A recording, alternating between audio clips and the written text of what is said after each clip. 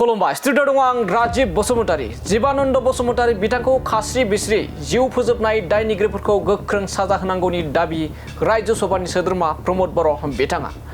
बिथाङा जीवानन्द बसुमतारी बिथांनि बेबायदि अबथिरायै दुखुनांथावै जिउ फोजोबजानाय जाथायखौ खौरां लानो फैदों बिजनी ओनसोलाव एबा जीवानन्द बसुमतारी बिथांनि दुखुथिया नखराव आरो बे दुखुथिया नखराव बाहागो लानानै बेफोरबायदि जाथायखौ थाबैनो पुलिस बिफाना गोख्रों राहा लानांगौ होनना बुंदों आरो फैबाय थानाय समावबो बेफोरबायदि गाज्रि खामानि मावनो लानाय जा थांखि एबा सुबुंफोर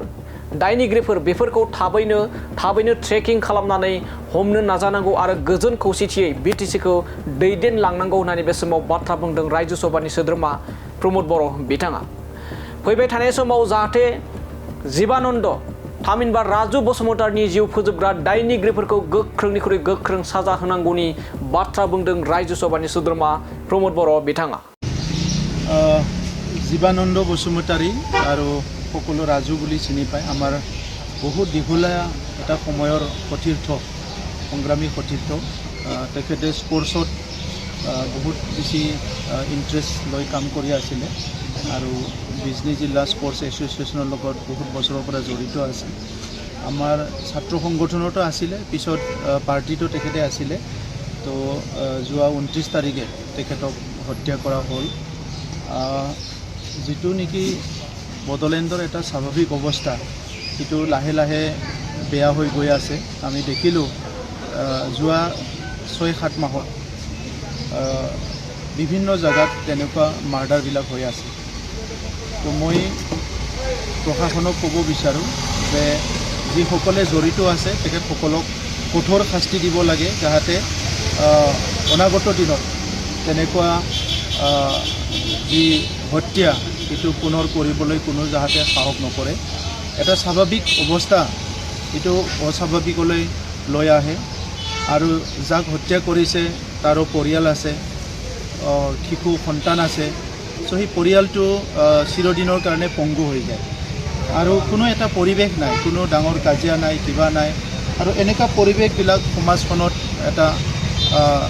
বিৰূপ প্ৰতিক্ৰিয়া এটা সৃষ্টি কৰে সেইটো যিটো নেকি আমাৰ কাৰণে দুৰ্ভাগ্যজনক আৰু ইয়াৰ কাৰণে আজি মই আমাৰ বিজনী যিটো আমাৰ সাব ডিভিজন পুলিচ আৰু চিৰাং ডিষ্ট্ৰিক্ট পুলিচ প্ৰশাসনক মই মোৰ তৰফৰ পৰা মই ক'ব বিচাৰোঁ যে অতি শীঘ্ৰে দোষীক কৰায়ত্ব কৰি যিকেইটা কৰিত কৰিছে ইহঁতসকলক যিটো আমাৰ যিহেতু মাৰ্ডাৰ কেছ কঠোৰ শাস্তি দিব লাগে মই সেইটোকে দাবী জনাওঁ আৰু এনেকুৱা ঘটনা যাতে পুনৰ নহয় আৰু লগতে আমাৰ সতীৰ্থ ৰাজু ডাঙৰীয়া জীৱানন্দ ডাঙৰীয়াৰ এই স্বৰ্গীয় আত্মাৰ প্ৰতি মই মোৰ প্ৰাৰ্থনা জনাইছোঁ যাতে শান্তিত থাকে আৰু পৰিয়ালৰ প্ৰতিও মই সমবেদনা জ্ঞাপন কৰিছোঁ আজি মই ধন্যবাদ জনাইছোঁ বিভিন্ন দল সংগঠনে মিলি তেখেতৰ হত্যাৰ ন্যায় বিচাৰি এটা গণতান্ত্ৰিক প্ৰগ্ৰাম ইয়াত আয়োজন কৰা মই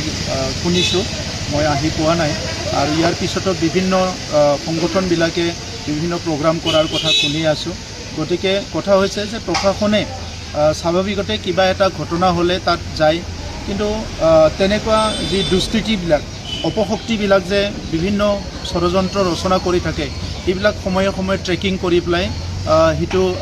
তেখেতসকলে একশ্যন ল'ব লাগে আৰু সেইটো নহ'লে লাহে লাহে পৰিৱেশটো নষ্ট হৈ যায় আৰু বিজনীটো এটা ব্যৱসায়ী অঞ্চল ইয়াত চব জাতি জনগোষ্ঠী আছে সুন্দৰকৈ ব্যৱসায় চলি থাকে লক্ষী পূজা হয় বিভিন্ন পূজা দুৰ্গা পূজা হয় চবেই একে চলে কিন্তু কেইজনমান উদণ্ড দুষ্কৃতিবিলাকৰ কাৰণে সমাজখন নষ্ট হয় আৰু সেইসকলক সমাজৰ স্বাৰ্থত সমাজৰ শান্তিৰ স্বাৰ্থত জাতি জনগোষ্ঠী সকলো মিলিজুলি থকা এটা ভাল পৰিৱেশ সৃষ্টি কৰাৰ স্বাৰ্থত তেনেকুৱা মানুহবিলাকক কঠোৰ শাস্তি দিব লাগে